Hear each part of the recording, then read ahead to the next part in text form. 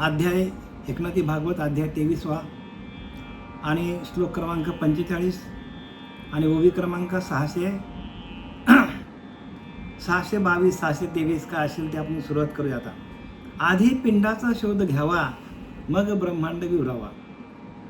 आपल्याला पिंडाचा शोध घेता येत नाही. जे काय आपल्या अंतःकरणामध्ये चालू आहे, सुरू आहे, त्याचीच आपल्याला भनक नाही, जाणीव नाही, माहिती नाही आणि कोणी सांगू पण शकत नाही. का तर तसे सद्गुरू आपल्या जीवनात यायला पाहिजे. नाथबाबांसारखे,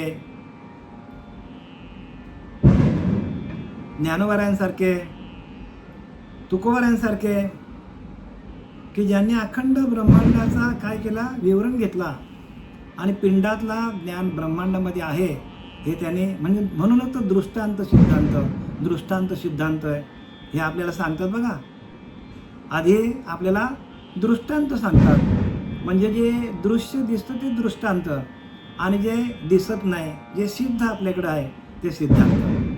पण दृष्टांत प्रत्येकाला सांगता येतात, पण सिद्धांत सांगता येत नाही. सिद्धांत सांगण्यासाठी आपल्या अंतःकरणामध्ये सिद्ध पुरुष आपल्या जीवनात यायला पाहिजे. कारण सिद्ध पुरुष जीवनामध्ये आला तर त्याला ती अनुभूती असते अंतःकरणातली, जी काय अंतःकरणामध्ये त्याच्या ते भजन अखंड चालतो, त्या भजनाच्या माध्यमातून तो आपल्याला सांगत असतो सगळं. म्हणून इथं काय सांगितलं आहे, नवल मनाचे विंदान शुद्धी उपजवी मीपण. नवल मनाचे विंदान, मनाला विंदान, शुद्धी उपजवी मीपण. म्हणजे आपल्या मनाला इंद्रियांकडून किंवा मनाकडून इंद्रियांना जे जे अनुभव येते किंवा इंद्रियांकडून मनाला जे जे अनुभव येते, शुद्ध उपजवी मीपण. एकदा का तुम्ही मनाच्या मार्फत शुद्ध उपजवी मीपण म्हणजे त्याची वस्तूशी जीवपण, शुद्ध उपजवी मीपण त्याची वस्तूशी जीवपण. म्हणजे वस्तूला म्हणजे आत्म्याला जीवपणा कशामुळे येतो, तर मनामुळे येतो. आत्मा शुद्धच आहे, पण जीव मनामुळे बद्ध होतो. जीव कशामुळे बद्ध होतो, मनामुळे बद्ध होतो. कारण मन काय करतो, तर मन आपल्या मनाच्या आधारे तो इंद्रियांना नको तिकडे नेतो. जीवाला मन काय करतो, पळून लावतो, नको तिकडे पळवायला लावतो. कारण जीवाने शिवाशी ऐक्य करायला पाहिजे, जीवाने शिवाला धरायला पाहिजे. तर जीव काय कोणाचा ऐकतो, मनाचा ऐकतो. आणि आले मना आणि गेले दुकाना, नाही का. आणि म्हणून मनाकडे जे जे ज्ञान आहे, मनाला जे जे समजतं ते मायेचं ज्ञान आहे. कारण मन कुठे जातो, तर मन मायेकडे धावतो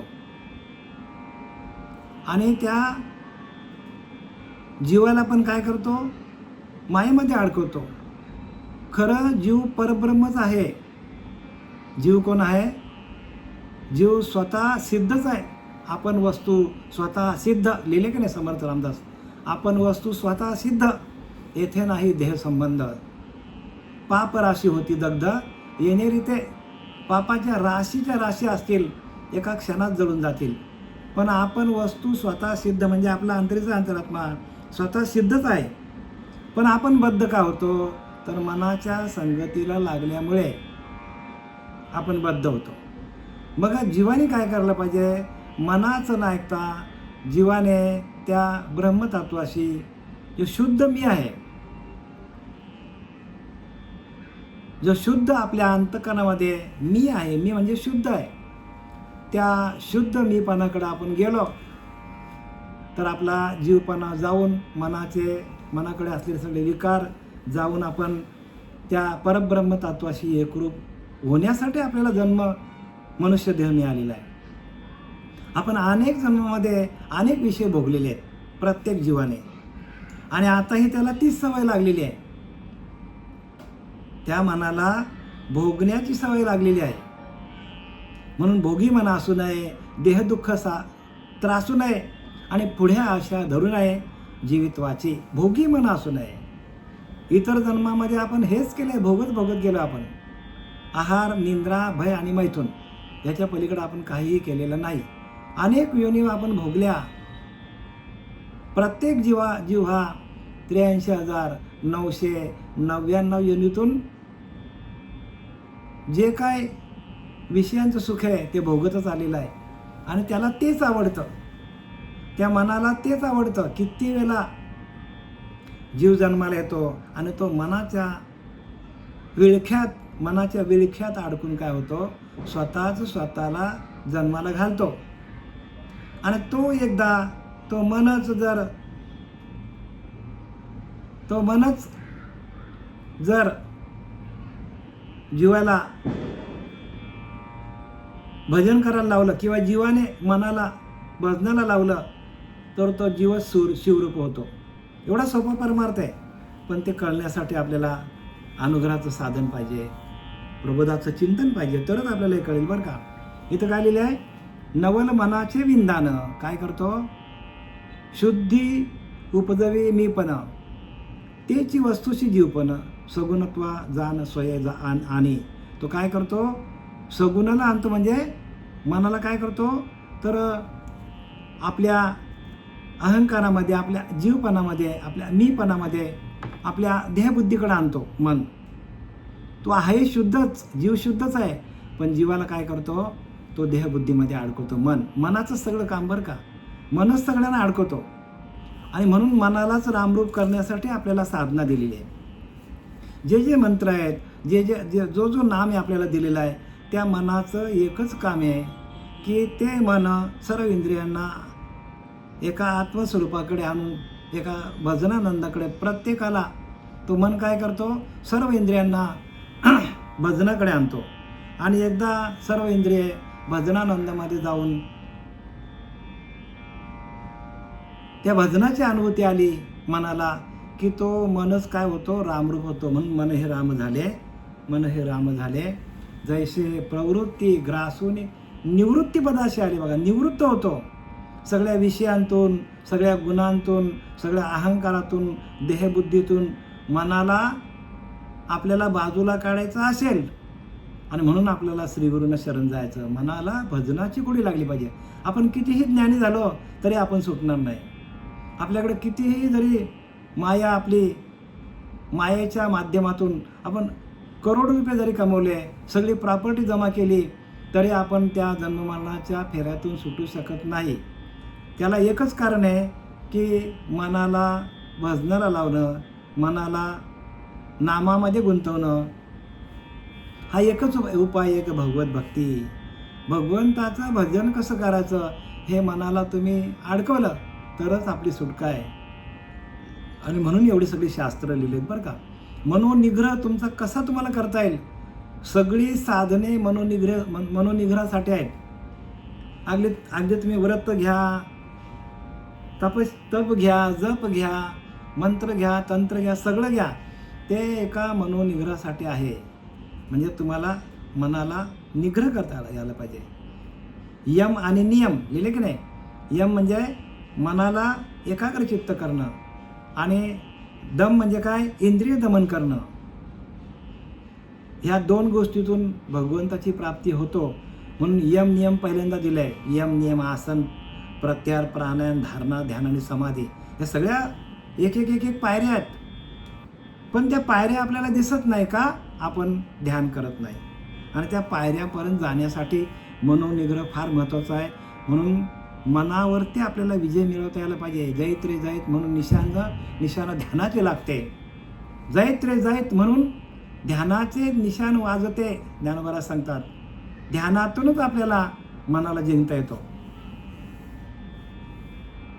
मनसंकल्पाचे बळ शुद्धाशी करी सबळ.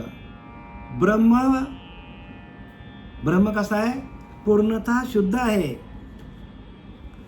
ब्रह्म कसा आहे म्हणजे आत्मा पूर्णपणे शुद्धच आहे. पण मन संकल्पाचे बळ, मन काय करतो, संकल्प विकल्प तयार करतो, विचार करायला लावतो. आणि शुद्धाशी करी सब, आत्मा शुद्धच आहे पण त्या आत्म्याला, त्या जीवाला मन अडकून टाकतो. मन काय करतो? मन गुंतवून टाकतो कुठेतरी त्या विषयांमध्ये.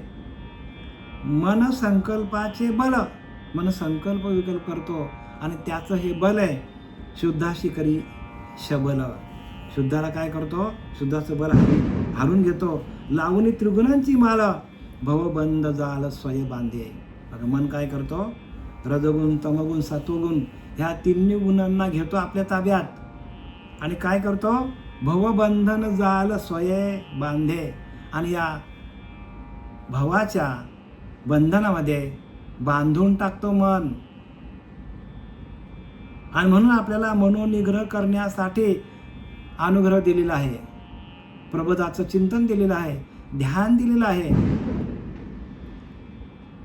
आणि त्या ध्यानाच्या माध्यमातून आपल्याला ज्ञान होतो. जो ध्यान करत नाही त्याला फक्त आणि फक्त माहिती असेल. भगवंताबद्दल माहिती घेणं म्हणजे भगवंताची भक्ती नाही आहे. त्या भगवंताशी एकरूप होऊन त्याचं भजन करणं म्हणजे भगवंताशी एकरूप होऊन त्याचं भजन करणं म्हणजे आपण भगवत स्वरूप होणं. स्वतः आपण देव होणं. बघा, देव पाहावायशी गेलो आणि देवच होऊन ठेवलो असं तुकोबारायांचं विधान आहे आणि ते विधान सत्य आहे. आपण देव बघायला जाता जाता जाता आपणच देव होतो. म्हणून गेले की नाही, परब्रह्म ते सकळान परते तयास पाहता आपणच ते. पण हे कळे कळे अनुभव मते सद्गुरू केल्या. बघा, सद्गुरू केला तरच कळेल. सद्गुरूच्या द्वारे आपल्याला सगळं ज्ञान मिळतो, पण तो सद्गुरू तत्वदर्शी असला पाहिजे, माहिती देणारा नाही पाहिजे. बरं का, बरेचसे पंथ असे आहेत की ते फक्त आपल्याला श्रवणात ठेवतात, पण परब्रह्माशी तदाकार कसं व्हायचं, त्याचं भजन कसं करायचं, आसन कसं घ्यायचं, आसनावर कसं बसून त्याचं ध्यान करायचं, हे आपल्याला शिकवणारा गुरु जोपर्यंत जीवनात येत नाही, श्रीपाद बाबांसारखा, पांडुरंग दिवेकर बाबासारखा, तोपर्यंत आपल्याला ह्या ज्ञानाची प्राप्ती होणार अजिबात नाही. बरं का, अजिबात नाही. आणि म्हणून इथं काय लिहिलं आहे?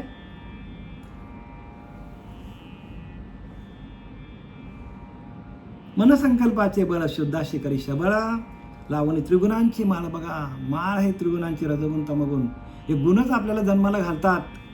गुणच माणसाला त्रास देतात. मी तुम्हाला नेहमीच सांगतो की नाही, सत्वगुणे भगवत भक्ती, रजगुणे पुनरावृत्ती आणि तमोगुणे अधोगती पावती मानव. मुळी देह त्रिगुणाचा, रज सत्व तमाचा, त्यामध्ये सत्वाचा उत्तम गुण, सत्वगुणे भगवत भक्ती, रजगुणे पुनरावृत्ती आणि तमोगुणे अधोगती पावती मानव. स्पष्टपणे लिहिले याच्यामध्ये. नंतर तुम्ही ऐका आणि त्याच्यावरती विश्लेषण करा, कारण आपल्याला पुढे जायचं आहे. भवबंधन झालं स्वय बांधे. आणि आपल्याला भवरूपी ह्या बंधनामध्ये जन्माला येणं आणि मरणं, जन्माला येणं आणि मरणं ह्या चक्रामध्ये मन आपल्याला अडकवतो. आणि म्हणून त्या मनालाच रामरूप करायला पाहिजे. त्यासाठी भजन फार महत्त्वाचं आहे. जो भजन करत नाही त्याला ते मन आवरत नाही हो. माहिती घेऊन ते थांबत नाही. भजनानंदामध्ये गेलो तरच मनावर म्हणून निग्रह होतो आपल्याला.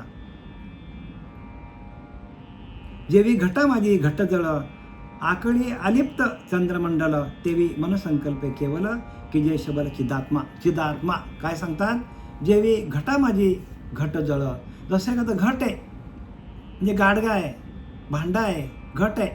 त्या घटामध्ये काय करतो? घट जल, घटामध्ये जळ आहे. एखादा घट भरलेला आहे, गाडगा भरलेला आहे आणि त्या गाडग्यामध्ये काय आहे? जळ आहे. जळ म्हणजे पाणी भरलेलं आहे. आकळी अलिप्त चंद्रमंडल, त्या घटामध्ये चंद्राचं प्रतिबिंब पडतो. चंद्र वरती आहे पण प्रतिबिंब त्याच्यामध्ये पडतो. चंद्र कुठे आहे? आकाशात आहे आणि त्याचं प्रतिबिंब त्या घटामधल्या पाण्यामध्ये पडतो. तेवे मनसंकल्प केवल की जय शबल चिदात्मा. तसं मनसंकल्प, मन काय करतो? संकल्प विकल्प तयार करतो. आत्मा आपल्यापासून वेगळा आहे, चंद्र आपल्यापासून वेगळा आहे. चंद्र कसा आहे? आपल्यापासून खूप लांब आहे, खूप वेगळा आहे. पण त्याचे प्रतिबिंब त्या घटामध्ये पडल्यामुळे चंद्राचा आणि त्या बिंबाचा ना प्रतिबिंबाचा काही संबंधच नाही. तसा आपल्या मनाचा आणि आपल्या आत्म्याचा काहीही संबंध नाही, पण तो आत्मा स्वयंप्रकाशित आहे. जसा चंद्र स्वयंप्रकाशित आहे, पण त्याचा प्रतिबिंब पाण्यात पडल्यामुळं आणि तो पाणी हलल्यामुळे आपल्याला चंद्र व्यवस्थित दिसत नाही. तसं आपल्याकडे मन नावाची वस्तू आहे. ती मन काय करते? सगळं आत्माच करतो बरं का. आत्मा सर्व काही करी, आत्मा सर्व करतो, पण त्या आत्मा काय करतो? फक्त आपल्याला शक्ती द्यायचं काम करतो. आत्मा काय करतो? आपल्याला शक्ती द्यायचं काम करतो. आणि त्या मनाला काय करतो? आत्मा प्रज्वलित करतो, म्हणजे आपल्याला मनाला मन पण आणतो आत्मा. पण तो मन काय करतो? संकल्प विकल्प तयार करतो. मन काय करतो? संकल्प विकल्प तयार केल्यामुळे, जसा पाणी हलल्यामुळे त्या प्रतिबिंब दिसत नाही, तसा आपलं मन संकल्प विकल्प केल्यामुळे आपल्याला अंतरात्म्याचं दर्शन आपल्याला प्रत्यक्ष होत नाही. आणि म्हणून जोपर्यंत आपलं मन थांबत नाही, तुका म्हणे मन मुरे मग जे उरे, ते तुझं स्वरूप सांगतात. तुका म्हणे मन मुरे मग जे उरे. तुकाराम महाराज सांगतात, मनाचे संकल्प विकल्प थांबले, मनाचे विचार थांबले, मग जे उरतं ते आपलं आत्मस्वरूप आहे, ते आपला भगवंत, तो आपला आत्मा आहे, तो आपला चिदात्मा आहे. आणि त्या चिदात्म्याचं दर्शन आपल्याला कधी होतं? ज्या वेळेला आपला मन संकल्प विकल्प करायचं थांबतो, विचार पूर्णपणे थांबतात, त्यावेळेला आपल्याला येणारी अनुभूती शांततेची, आनंदाची, चिदानंद स्वरूपाची, आनंद स्वरूप अवस्था आपल्या आतमध्ये निर्माण होते. आणि आनंद स्वरूप आत्मा म्हणजेच आपलं काय आहे? म्हणजेच आपलं स्वरूप आहे. लक्षात घ्या, सच्चिदानंद स्वरूप. आता बघा, आपण आपल्या श्रीपाद बाबांना सच्चिदानंद स्वरूप पदवी दिली, रामदास बाबांना सच्चिदानंद स्वरूप पदवी दिली. आणि ते सच्चिदानंद स्वरूप, प्रत्येक जीव सच्चिदानंद स्वरूप आहे. पण तो मनाकडे आल्यामुळे मनाकडे विकल्प तयार होतात, संकल्प विकल्प तयार होतात, आणि आपण ती आनंद स्वरूप अवस्था आपली निघून जाते. पण मनाला काय करायला पाहिजे? मनालाच आपण त्या भजनानंदामध्ये घालून, त्या चैतन्याशी एकरूप करून, मनाला चैतन्याशी एकरूप करून, त्या सच्चिदानंद स्वरूपाशी एकरूप करून, त्या परब्रह्म तत्वाशी एकरूप होऊन आपण भजनानंदामध्ये गेलो तर मनोनिग्रह होतो. लक्षात घ्या, मनोनिग्रह कधी होतो? भगवंताच्या भजनामध्ये जाऊन आपल्याला आनंद झाला की त्या आनंद अवस्थेमध्ये मनाचे संकल्प विकल्प थांबतात, किंवा आपलं मन स्थिर झाला, एका ठिकाणी शांत झाला, त्या चैतन्यामध्ये गेला, शांत झाला, प्रकाशमय झाला, नाद ब्रह्मामध्ये गेला, तर आपल्याला सगळं त्या स्वरूपाची ओळख होतं आपल्याला. म्हणून जीव आणि शिव यांच्यामध्ये जो मन नावाची जी वस्तू आहे, मन नावाचं जे मन आपले आहे, ते मन काय करतो? आपल्याला काय करतो? एक तर भगवंताकडे घेऊन जातो, नाही तर आपल्याला अधोगतीकडे नेतो. अशी अवस्था आहे. जेवी घटा माझील घट जल आकळी अलिप्त चंद्रमंडल, तेवी मनसंकल्प केवल की जे शबल चिदात्मा. घटीचे हलता जीवन. बघा, घटामध्ये जे पाणी आहे ते हल्लं, चंद्रमा करी कंपायन मान. चंद्रमा हलायला लागतो, चंद्र हलायला लागतो, तेवी शुद्धाशी जन्ममरण मनोजन्य सुखदुःख. तसा प्रत्यक्ष परमात्मा शुद्धच आहे, आपला अंतरात्मा. परब्रह्म काय आहे? शुद्धच आहे. पण त्या मनाकडे जसा घटातला पाणी हल्ला की कंपायमान होतो, त्याच्यावर लहरी निर्माण होतात आणि चंद्र हल्लेला दिसतो, तसा आपल्याकडे येणारे विचार जे आहेत, ते विचार काय करतात? आपल्याला विचार आपल्या त्या परब्रह्म तत्वापासून आपल्याला लांब नेतात. विचारांच्या लहरी आहेत ना, त्या आपल्याला परब्रह्म तत्वापर्यंत जाऊन देत नाही. आणि जसं पाणी शांत झालं की चंद्र आपल्याला त्या प्रतिबिंब आपल्याला चंद्राचं स्पष्टपणे दिसतो, तसं आपले विचार थांबले, संकल्प विकल्प थांबले, की आपणच परब्रह्म आहोत. तुका म्हणे मन मुरे मग जे उरे ते तू, ते तुझं स्वरूप, ते आपलं स्वरूप आहे. एवढा सोपा परमार्थ आहे बघा, एवढा सोपा परमार्थ करून ठेवलेला आहे. पण आपल्याला मनोनिग्रह झालेला नाही. आपल्या नाभीच्या ठिकाणी 21,600 जपा, ते काय ते कळत नाही, त्याची अनुभूती येत नाही. नाभीच्या ठिकाणी आपल्याला जे ज्ञान आहे, नाभीच्या ठिकाणी उपासना जी आहे, मूलाधार, स्वाधिष्ठान, मणिपूर, हे सगळे तिन्ही चक्र आहेत. या तिन्ही चक्रांच्या माध्यमातून निघणाऱ्या ज्या लहरी आहेत, निघणारे जे आपलं ज्या निघणारे चैतन्य आहे, ते चैतन्य आपल्याला ब्रह्मरंध्रात जाऊन आपल्याला स्थिर करता यायला पाहिजे. आणि एकदा का आपण स्थिर झालो की आपल्याकडचे विचार पूर्णपणे थांबले जातात, पूर्णपणे थांबले जातात. आणि ज्या वेळेला आपल्याकडचे विचार थांबले जातात, त्यावेळेला शुद्ध परमात्म्याची आपल्याला अनुभूती येते. आपण स्थिर होतो. जोपर्यंत संकल्प विकल्प चालू आहेत, विचार चालू आहेत, बघा आपण ध्यानाला बसल्यानंतर आपलं मन नुसतं भरकडत भरकडत भरकडत भरकडत जातं. आणि कधी तर आपल्याला तंद्री लागली, मन एकदम शांत झालं, तर आपल्याला 1-1 तास 2-2 तास ध्यान लागतो. आणि ध्यानातून उठल्यावर आपल्याला अरे बापरे, आपण 10 मिनिटच फक्त ध्यान केलं असं वाटतं. बघलं तर 2 तास झाले आपल्याला. याचा अर्थ काय? याचा अर्थ मनाचे संकल्प विकल्प थांबले का जी अवस्था होते, ज्या अंतःकरणाची अवस्था होते, ज्या अंतःकरणामध्ये अनुभूती येते शांतीची, ज्या अंतःकरणाने सच्चिदानंद स्वरूपाची आपल्याला अनुभूती येते, आणि तो आपला परमात्मा आहे. लक्षात घ्या, तोच आपला परमात्मा. आणि ह्या अनुभूती प्रत्येक संतांना आलेली आहे. आणि तशीच्या तशी आपल्याला अनुभूती येते बरं का. घटीचे हलता जीवन, म्हणजे घटामध्ये जो पाणी येतो, हल्ला चंद्रमा करी कंपायन, चंद्रमा हलतो. आता मला काय चंद्रमा हलतो का? चंद्रमा आकाशात आहे, पण तो प्रतिबिंब हलतो. बिंब कुठे आहे? आकाशामध्ये. आणि त्याचा प्रतिबिंब कुठे आहे? पाण्यामध्ये. तेवेळी शुद्धाशी जन्ममरण मनोजन्य सुखदुःखे. तसं शुद्धाशी जन्ममरण म्हणजे परमात्मा शुद्धच आहे, पण त्या परमात्म्याचा मनाशी संपर्क आल्यामुळे ते मनच काय करतो, आपल्याला मनोजन्य सुखदुःखे, सुखदुःखामध्ये आपल्याला ढकलतो. मनच आपल्याला सुखदुःख निर्माण करतो. आत्मा प्रकाश चित स्वरूप. बघा, आत्मा कसा आहे? प्रकाशमान आहे आणि चित स्वरूप आहे. मन जड कल्पना तर, आणि मन काय करतो? मन जड आहे आणि तो कल्पना करतो. कल्पना रूप, मनाकडे कल्पनाच आहेत.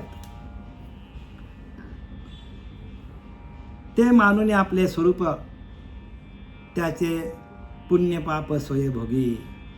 आत्मा प्रकाश चित स्वरूप. आत्मा प्रकाशमान आहे आणि कसं आहे? चित स्वरूप आहे, ज्ञान स्वरूप आहे, प्रकाशमान आहे. आत्मा कल्पनेनेच काय करतो? कल्पनेनेच पुण्य पाप भोगतो. म्हणून कल्पना जाई सांडे तैची गा संन्यासी योग घडे. कल्पना टाकली, कल्पना जाई सांडे तैची गा परमार्थ घडे. कल्पना टाकली का आपण परब्रह्मात. पण कल्पना आपल्याला टाकताच येत नाही. मग आपण अनेक प्रकारच्या पूजा केल्या, हवन केलं, यज्ञ केलं, अनेक प्रकारचे मंत्र जपले, तरी पण कल्पना काय थांबत नाही. मग कल्पना कधी थांबते? तर कल्पना ज्या वेळेला आपण प्रबोधाचं चिंतन करतो, त्या प्रबोधाच्या चिंतनातून आपल्याला मन आपलं शांत होतो, मनातले विचार बाजूला होतात आणि आपला भजन चालू झालं पाहिजे. भजन अखंड जो आपल्याला प्रबोध दिलेला आहे, त्या प्रबोधाच्या चिंतनाचं भजन जर आपल्याला चालू झालं, त्या भजनानंदामध्ये गेलो, तरच आपल्याला आपल्या कल्पना थांबतात. नाही तर आपण सगळीकडे भटकत फिरतो सारखा.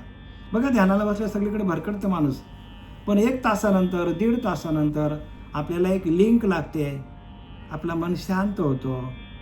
जसं पाणी शांत झाला की चंद्र स्पष्ट दिसतो, तसा आपला मन शांत झाला की आपणच परब्रह्म आहोत, आपणच शांतिरूप आहोत, आपणच चिदानंद रूप आहोत, आपणच सच्चिदानंद रूप आहोत, आपणच प्रकाशमान आहोत, असं प्रत्येक साधकाला अनुभवाला येतो. आणि इथं तेच सांगितले, ज्ञानस्वरूप स्वयंप्रकाश. बघा, आपणच ज्ञानस्वरूप आहोत, आपणच स्वयंप्रकाशित आहोत. आत्मा कल्पनेनेच पाप पुण्य भोगतो. आत्मा कल्पनेनेच आपल्याला पाप पुण्य भोगायला लागतात. कल्पना गेली का आपणच देव आहोत, आपणच परब्रह्म आहोत. आणि म्हणून आपल्याला जी साधना दिलेली आहे त्या साधनेचं उद्दिष्ट काय लक्षात घ्या. ही कल्पनेचे एक बरे, कल्पनेचे एक बरे जे मोहरताच मोहरे, पण स्वरूपी घालताच होय निर्विकल्प समाधी. आपल्याला तशी साधना दिलेली आहे की ते परब्रह्म मी आहे, ते परब्रह्म मी आहे, ते परब्रह्म मी आहे, दिले ना आपल्याला. सोहम ते परब्रह्म मी आहे बोलतो की नाही आपण. मग ते राम म्हणता रामची होईजे. आपण ते म्हणता तसे आपण कल्पना करतो की आपणच परब्रह्म आहोत, आपणच परब्रह्म आहोत. तुका म्हणे आळी जेवी नुरेची वेगळी. काय लिहिलंय? तुका म्हणे आळी जेवी नुरेची वेगळी. ती आळी काय करायला लागली? त्या भिंगोरट्याचं भजन करायला लागले. आता भिंगोरटी येईल आणि मला चावेल, आत्ता भिंगोरटी येईल आणि मला चावेल. भिंगोरटी काय करते? एक आळी मिळते, आळी. ती आळी काय करते? आपल्या घरट्यात आणून ठेवते आणि तिला एक चावा घेतो, तिला चावतो आणि ती निघून जाते. आणि ती आळी एकदम घाबरते, अरे बापरे आत्ता भिंगोरटी येईल आणि आत्ता आपल्याला चावेल, आत्ता भिंगोरटी येईल आणि आत्ता आपल्याला चावेल. असं 7-8 दिवस करतो. 7-8 दिवस ती भिंगोरटी करते. त्या आळीला चावते आणि निघून जाते, चावते आणि निघून जाते. सकाळी संध्याकाळी हेच कार्यक्रम करते ती. मग ती आळी घाबरून ते भिंगोरटीचा ध्यास घेतो आणि ध्यास घेता काही दिवसांनी ती आळीच भिंगोरटी होऊन जाते, भिंगोरटी झाली. तसं आपल्याला राम म्हणता रामची होईजे. यज्ञ पावला आपला अखंड यज्ञ चालला पाहिजे. त्या हरिनामाचा यज्ञ अखंड चालला पाहिजे आपला. जर अखंड हरिनामाचा यज्ञ आपल्याला चालला तरच आपल्याला काय होता येईल? रामरूप होता येतो. म्हणून आपल्याला मन आणि आपला जीव आणि आत्मा यांचा तिघांचा मिलन याच्यामध्ये दाखवलेला आहे. या तिघांची अवस्था दाखवलेली आहे नाथबाबांनी. आत्मा स्वयंप्रकाशाचीच रूप मन जड झाला ना. बघा, जीवाचा आत्मा स्वयंप्रकाशाची स्वरूप, मन जड कल्पना रूप, ते मानून आपले स्वरूप, त्याचे पाप पुण्य स्वयंभोगी. आणि काय करतो? आपल्यालाच पाप पुण्य भोगायला आपलं मन लावतो. जीवाचा आप्ता आवश्यक सुहृदय सखा परमात्मा एक, तो मनाची वाचा नियामक द्रष्टादेक साक्षत्वे. जीवाचा आप्त सखा सोयरा परमात्माचा आहे. बघा, म्हणजे जीव कुठून आलेला आहे? तर परमात्म्यातूनच आलेला आहे. 18 अध्यायामध्ये सांगतात नाही का ज्ञानोबऱ्या की ममैवांशो जीवलोक जीवभूत सनातनम. म्हणजे जीव कुठून आलेला आहे? त्या परमात्मा तत्वातूनच आलेला आहे, वेगळा नाही आहे. जीव शिवापासून वेगळा नाही आहे, पण त्या मनाने वेगळा केला त्याला. कारण मनाला काय केलं? मनाला विषयांचं स्मरण झालं. मन त्या परमात्म्याला विसरला आणि म्हणून जन्ममरणाच्या चक्रामध्ये आपण अडकतो. मूळचा जीव हा काय आहे? परमात्माच आहे, पण तो परमात्म्याला विसरला आणि ह्या मायेमध्ये अडकलेला आहे. आणि मायेमधून बाहेर काढण्यासाठी श्रीगुरूंची उपासना आपल्याला दिलेली आहे आणि ती उपासना आपण करायला पाहिजे. म्हणून काय लिहिले ते? जीवाचा आप्त सखा सोयरा परमात्माच आहे. बघा, जीवाचा सोयरा कोण आहे? परमात्मा आहे. तो द्रष्टा आहे. बघा, जीव काय आहे? द्रष्टा आहे. हे सगळं बघतो, साक्षी आहे आणि साक्षी आहे सगळ्या. आणि मन व जीव यांचा नियंता आहे. मन आणि जीव यांचा नियंता कोण आहे? आत्मा आहे. आत्मा स्वयंप्रकाशित आहे आणि आत्मा काय करतो? जीव आणि मन ह्यांना चालवतो. पण जीवाने मध्ये मन आहे बरं का, आत्म्याच्या आणि जीवाच्या मध्ये मन आहे. आणि तो मन काय करतो? जर त्याला विषय भोगायचे झाले तो जीवावर येतो आणि त्याला परमात्मा तत्वाकडे जायचं असेल तर तो शिवामध्ये, म्हणजे मनच सगळा करतो. मनच सगळा करतो.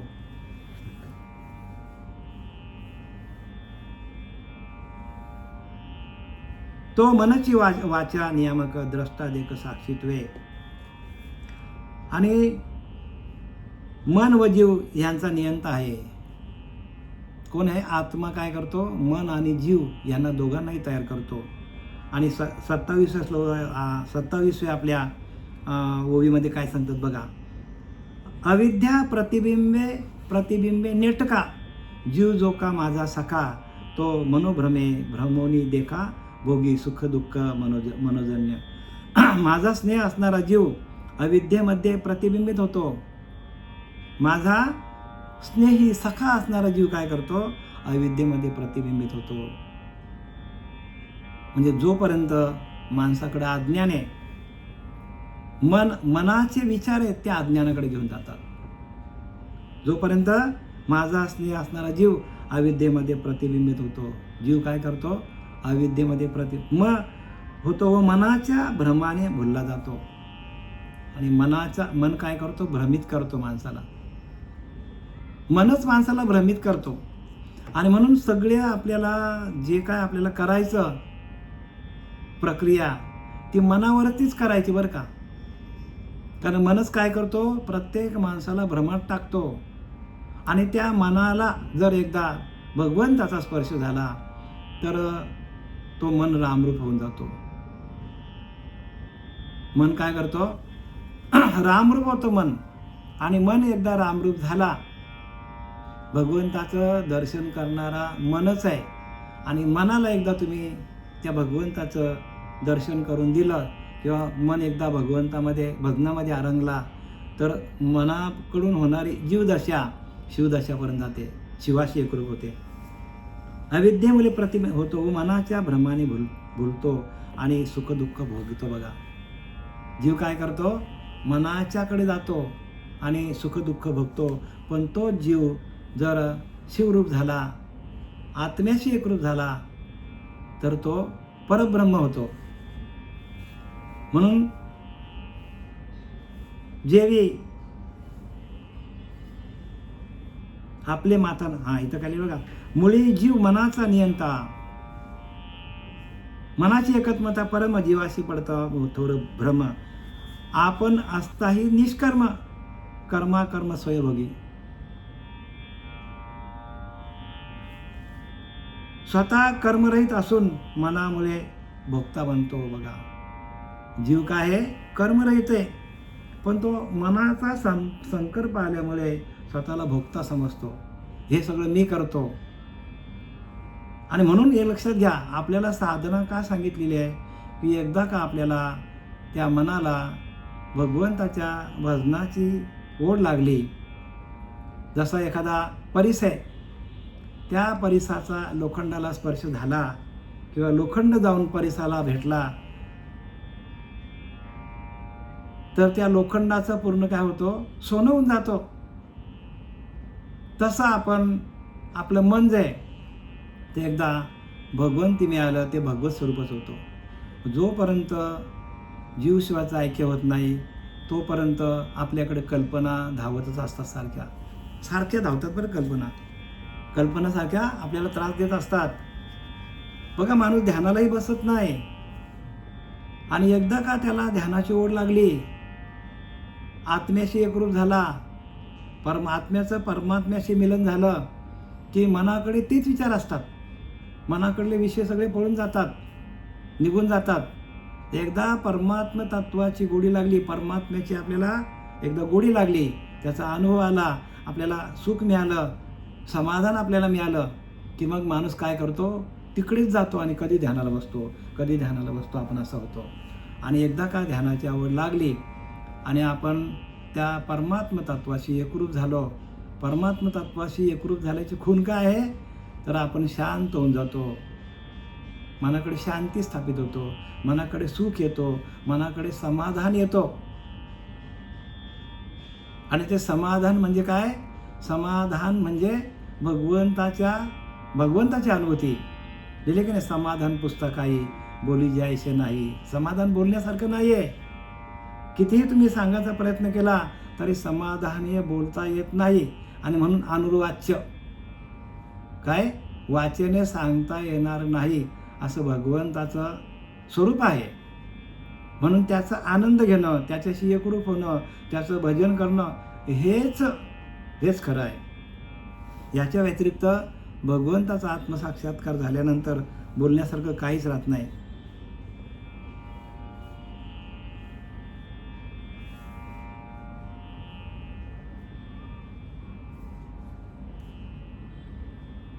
आता बघा, अविद्या प्रतिबिंबे नेटका, जीव जो का माझा सखा, तो मनोभ्रमे भ्रमोनी देखा, भोगी सुख दुःख मनोधन्य.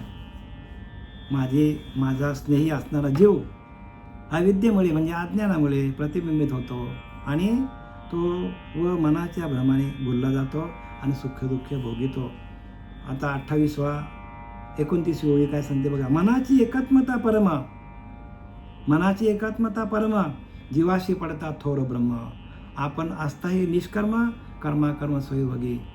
म्हणून स्वतः कर्मरहित असूनही मनामुळे भोगता म्हणतो. जीव काय करतो? मनामुळे भोगता म्हणतो. बघा, मन जे सांगेल तिकडे माणूस धावतो, कारण मन काय आहे? सर्व इंद्रियांचा राजा आहे. म्हणून सर्व इंद्रियांच्या वृत्ती घेऊन आपल्या हाती, बुद्धी आत्म्या मिळे एकांती प्रिय जैसे. आपल्याला स्वतःला सोडवणूक करून घ्यायची असेल, स्वतःची सोडवणूक बरं का प्रत्येक जीवाने, तर आपल्याला एकांतामध्ये जाऊन मनोनिग्रह करता यायला पाहिजे. सगळ्यात मी तुम्हाला सुरुवातीलाच सांगितलं की मनोनिग्रह करण्यासाठी सगळी साधनं आहेत, आणि जोपर्यंत मनोनिग्रह होत नाही तोपर्यंत कोणतीच साधनेचा तुम्हाला फायदा होणार नाही. आणि म्हणून इथं शेवटीला काय लिहिले की शेवटीला काय सांगतात बघा इथे की व्रतदान स्वधर्म सकळ याशी मनोनिग्रह मुख्य फळ. बघा, व्रत केला, दान केला, याचा सगळ्यातला सगळ्यांचा फल काय? तो मनोनिग्रह फळ आहे. आणि ते विना अवघे विकल साधने निष्फल साधका.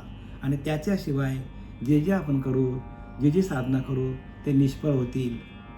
आणि मनोनिग्रहासाठी आपण काय करायला पाहिजे? भक्ती करायला पाहिजे. आपण सगळी पूजा करतो, पूजा अर्चा करतो, ह्या देवाला जा, त्या देवाला जा, ह्या देवाला नमस्कार, इच्छा आकांक्षा कामना भावना याच्याने आपलं सगळं मन भरलेलं आहे. आणि मनोनिग्रहासाठी सगळी साधनं आहेत. मनोनिग्रहासाठी पूजा आहे, मनोनिग्रहासाठी व्रत आहे, वैकल्य आहे, जप आहे, तप आहे. आणि तेवढं सोडून माणूस सगळा करतो. आणि म्हणून भगवंताला उद्धवाला ज्ञान सांगण्याची वेळ आली की मन, आत्मा आणि जीव हे तिन्ही कसे आहेत? एकत्र एकामेकाला सलग आहेत, एकामेकाला सलग आहेत. मन, जीव आणि आत्मा. मग त्या जीवाने मनाकडे आलं तर आपल्याकडे गुण वाढतात, आपल्याकडे अहंकार येतो, आपल्याकडे सुखदुःख भोगावं लागतो. आणि तो जीव आत्म्याशी एकरूप झाला तर आपल्याला त्या परमतत्वाची अनुभूती येते. आणि एकदा का त्या परमतत्वाची अनुभूती आपल्याला आली, परमतत्वाची आपल्याला अनुभूती आली, तर आपलं भजन अखंड चालू होतो. आणि भजनानंदामध्ये गेल्यानंतर आपलं मन रामरूप होतो. उपाय पण सांगितले बरं का तुम्हाला की आपण काय करायला पाहिजे? भजनानंदामध्ये जायला पाहिजे. भजन हेच महत्त्वाचं आहे. म्हणून माणसाला प्रत्येकाने जास्तीत जास्त साधना करा, भजन करा, नामस्मरण करा. नामस्मरणातूनच आपल्याला नामस्मरण निरंतर लिहिले की नाही, त्याची जाणीव पुण्यशरीर. पुण्यशरीर तेच आहे की नामस्मरण निरंतर आपलं चाललं पाहिजे, नाही का? सदा नाम घोषे करू हरिकथा, त्याने सदा चित्ता समाधान लिहिले की नाही. सदा नाम घोषे करू हरिकथा, तेने सदा चित्ता समाधान, तेने सदा चित्ता समाधान, सर्व सुख द्यालो सर्व अलंकार. एकदा का त्या चित्ताला चैतन्याशी एकरूप केलं तर आपल्याला सर्व प्रकारचे अलंकार धारण करता येतात. सर्व सुख आपल्या हातात येतो. सर्व सुख ल्यालो सर्व अलंकार, आनंद निर्भर डुलत असे. बघा, आपल्याकडे आनंद निर्माण होतो आणि माणूस त्या भजनामध्ये डुलत राहतो. असा ऐसा कोठे आठवची नाही, देहेची विधेयी भुगदशा. असो ऐसा कोठे आठवायची नाही. देहामध्ये असतानाच विधेय दशा होते. तुका म्हणे आम्ही झालो अग्निरूप, लावून दे अंगी, लावून दे पाप पुण्य अंगा. तुकाराम महाराज सांगतो आम्ही भजन करता करता झालो अग्निरूप, म्हणजे ज्ञान अग्नी आमच्यामध्ये निर्माण झाला. तुका म्हणे आम्ही झालो अग्निरूप, लागून दे पाप पुण्य अंगा. आता आमच्या अंगाला आम्ही पाप नाही ना पुण्य नाही, आम्ही काय झालो, ज्ञानस्वरूप अवस्था झालो. ज्ञानस्वरूप अवस्था म्हणजेच काय, म्हणजेच भगवंताची प्राप्ती आहे. ज्ञान अग्नी आहे एक प्रकारची. ज्ञान अग्नी संपर्के कडसिले विवेके आणि पदाले परिपाके आमोदेशी. ज्ञान अग्नी संपर्के, ज्ञान स्वरूप अग्नीचा संकल्प ज्ञान अग्नी संपर्क, ज्ञान स्वरूप अग्नीचा संपर्क आला तर आपल्याकडले अविद्या, अज्ञान, रजगुण, तमगुण, सत्वगुण, अहंकार सगळं जळून जातात आणि आपण त्या भगवंताच्या भजनाशी आपण एकरूप होऊन जातो.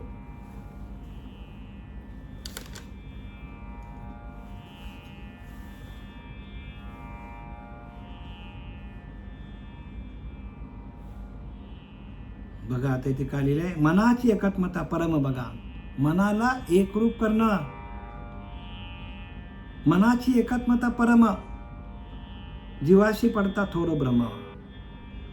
आपण अस्थायी निष्कर्म, कर्मा कर्म स्वयंभोगी. स्वतः कर्मरहित असूनही मनामुळे माणूस भोगता बनतो. आपण काहीही करत नाही, पण मनामुळे आपण हे करतो, आपल्याला अभिमान वाढतो, आपल्याकडे त्रिगुण वाढतात आणि परत परत मनामुळे आपल्याला जन्माला यावं लागतो. म्हणून प्रत्येकाने काय करायला पाहिजे, मनालाच रामरूप करायला पाहिजे. मन हे राम झाले, मन हे राम झाले, मन हे राम झाले, जैसे प्रवृत्ती ग्रासून निवृत्ती पदाशी आले. म्हणजे आपली प्रवृत्ती निघून जातो. आणि आता जाता जाता तुम्हाला ध्यानाची क्रिया सांगतो. समर्थ रामदास सांगतात की प्रवृत्ती चाले अधोगते, निवृत्ती धावे वृद्धमुखे, आणि वृद्धमुखे नाना सुखे, हे विवेक जाणती. प्रवृत्ती चाले अधोगते, जशी जशी आपल्या मनाची प्रवृत्ती वाढत जाईल तसं तसं माणूस अधोगतीला जातो.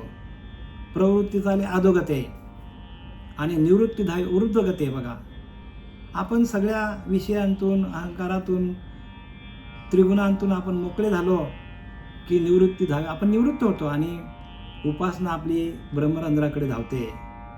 निवृत्ती धावे वृद्धमुखे आणि वृद्धमुखे नाना सुखे. आणि वृद्धमुख जर आपली उपासना चालू झाली, वृद्धमुखी आपला ध्यान चालू झाला, मुळाधार ते ब्रह्मरंध्र, तर नाना सुखे आपल्याला सुख मिळतो. हे विवेक जाणती आणि आपल्या अंतकरणामध्ये विवेक जागृत होतो.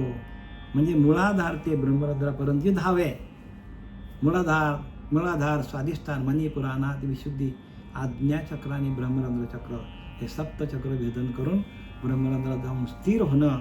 आणि तिथपर्यंत जाण्यासाठी ज्या अडचणी आपल्याला आहेत ती मनाचीच अडचण आहे. ते मन आपल्याला तिथपर्यंत जाऊन देत नाही आणि मन आपल्याला खालीच ठेवतो आपल्याला.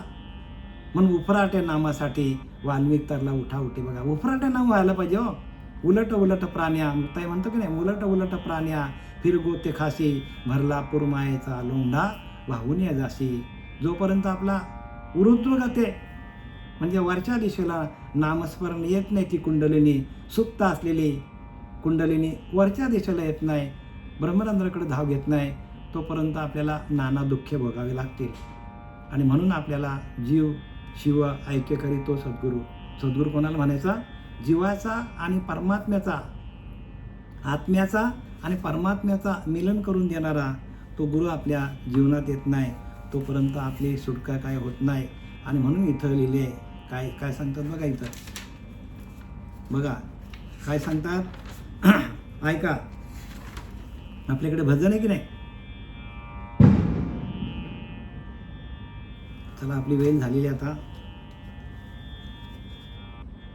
वेळ संपलेली आहे. पुंडलिकावरती हरी विठ्ठल श्री ज्ञानदेव तुकाराम पंढरीनाथ भगवान की जय. माऊली ज्ञानेश्वर महाराज, जगद्गुरु तुकाराम महाराज, शांतिवृंद एकनाथ महाराज, अवधूत